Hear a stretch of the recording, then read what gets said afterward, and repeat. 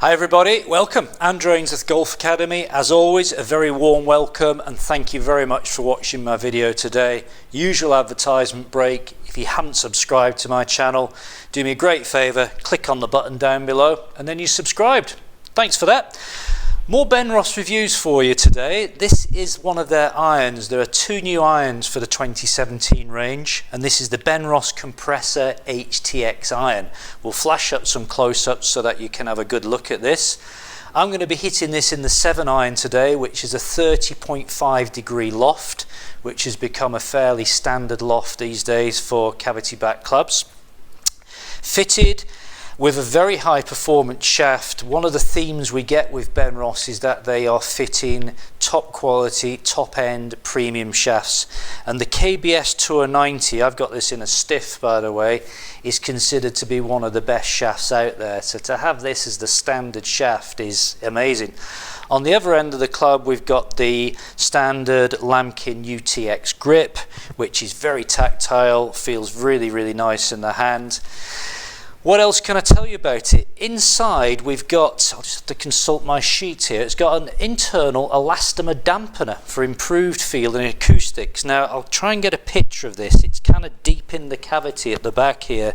A lot of manufacturers using this material now just to dampen the sound down so that the ball doesn't sound that tingy off the face. So that's what's going on there. Anything else to tell you? It's a 431 stainless steel head. It's heat treated and we've got variable thickness in the face. They're able to make the face of the club quite thin these days so that the ball speeds are very quick.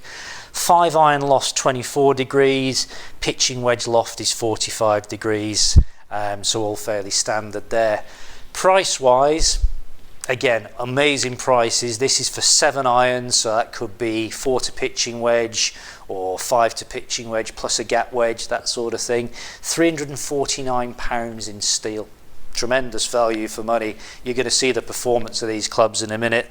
There are graphite options in the Kurakagi shafts, which I'm not reviewing at the moment, but probably will do in the future. So let's get over into the hitting area, hit some shots and see what this Benross HTX compressor can do. Right. Hitting done everybody.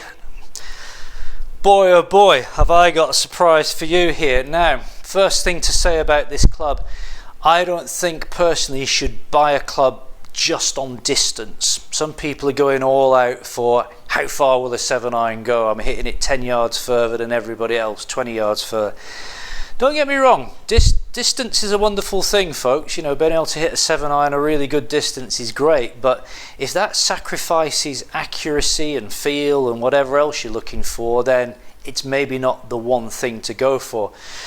With this club, I got both. I feel I got an amazing amount of forgiveness, but I also got some pretty incredible distances. So let's have a quick look. I hit, how many shots did I hit? 1, 2, 3, 4, 5, 6, got 7 shots here. Averaged about 85 miles an hour club speed, which is pretty normal for me. Got a launch angle of 17. Remember, I'm a fairly low ball launcher. I got a spin rate of just about 5,000. But what was really interesting was the carry distance. I got a 166 carry out of this 7 iron.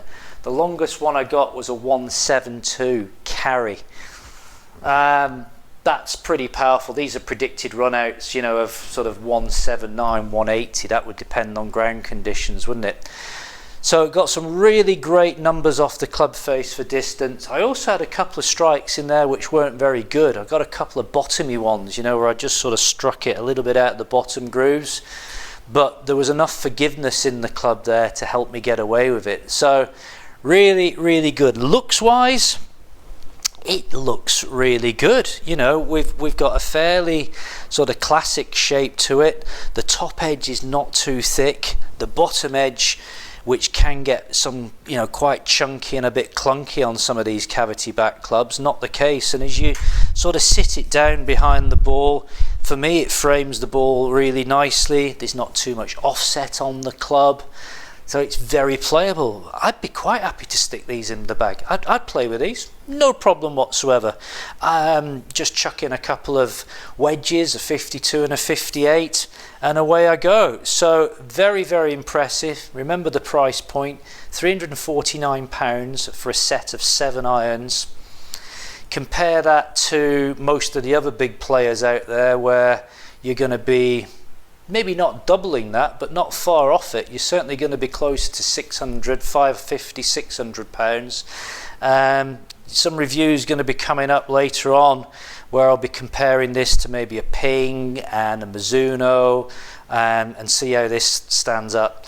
It's very impressive, Benross. I'm not quite sure how you produce a club as good as this with these components for the price you're doing it at. However you're doing it, keep doing it. And for you people out there who don't know about Benross, go and find it. Go and find a fitting account. Go and find a demo day. Do not be put off by the price. Don't think because this is under £350 that it's no good. It's seriously good, folks. I can only tell you what I feel, and I'm very, very impressed. If I wasn't, I wouldn't be making this video. Thanks for watching. Thanks for tuning in. I'll be back soon. All the best.